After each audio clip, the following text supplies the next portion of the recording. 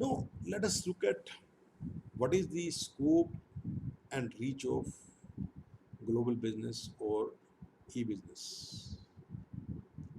So, the areas which are required to be covered when you are doing global business or e-business includes things like international brand management, right? So, some kind of branding which you are doing in your regional markets require some changes when you are using your brand uh, in some other markets, different markets, because of the cultural differences. Although in a digital ecosystem, the cultural differences are also becoming blurred. The division line between different cultures is also becoming blurred. A lot of homogenization is taking place. But still, you have to create some international branding strategies. It is required. And another area to work upon in the global e-business is that how do you operate in the international market? What kind of international operations are required? Even if you're on the digital channels, you may have to,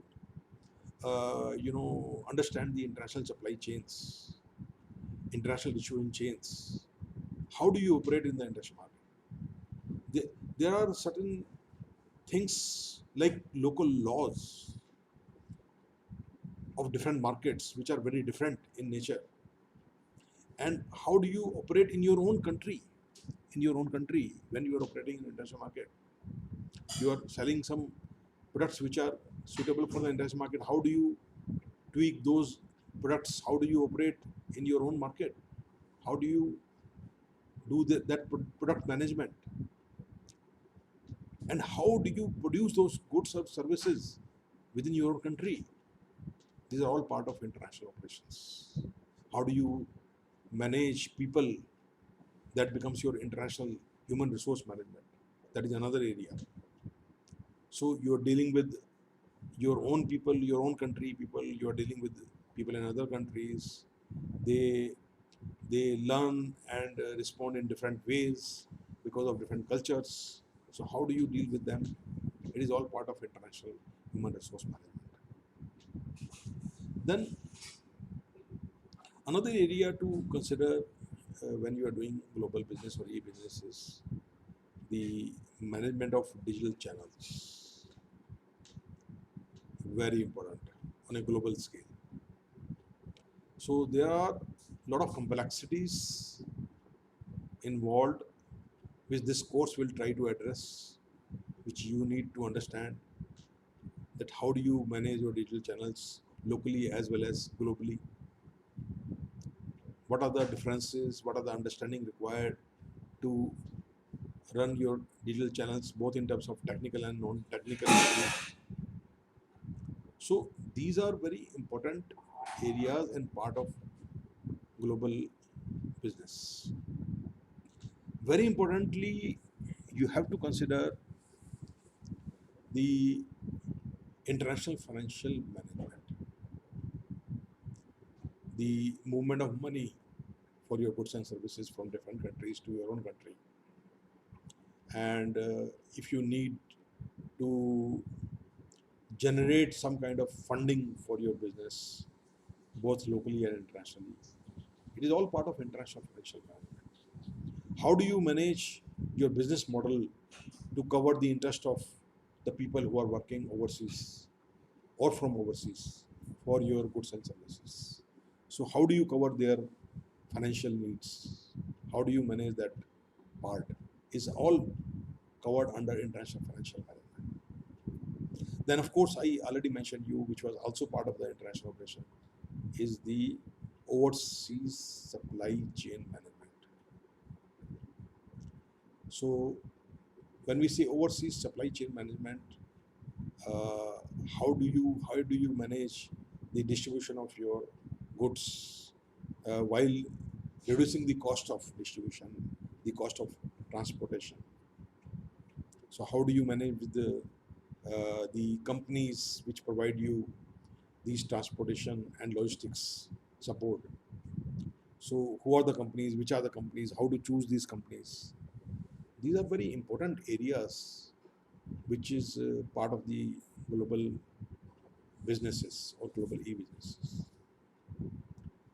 Another area to consider is the international property rights and those intellectual property rights assets management.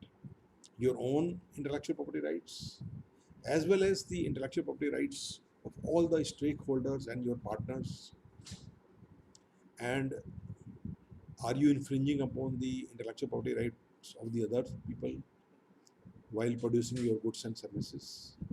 So how do you manage that part? How do you manage that you are operating your business ethically without any infringement of copyright or trademarks or the patents? So when you are operating on a global scale, these things become very important, as well as if you are operating locally, they are very important. Then there are areas like mergers and acquisitions, which sometimes become important for your business. When you are operating globally, you need to find partners, business partners. Sometimes you have to have joint brands with your international partners. Your partners may like to merge their company with yours. They may like to acquire your company at a good price, and you may be interested in selling your company to a overseas organization, right? Your overseas partners may be interested in investment in your company. So how do you create those business models? How do you accommodate them and their investments in your business? This is all part of global business or global e-business. Then last but not the least is the global research and development. So when I say global research and development, it is a research and development of the type which is required for producing your goods, services and products, both for the local consumption, regional consumption, as well as for the global consumption. So what kind of people you have in your team who can do this kind of R&D in your products and services, which are suitable to be sold in the international market? So these are all the parts of the global business, and you can see that the scope and reach of global business or e-business is so vast in nature, which requires a lot of understanding.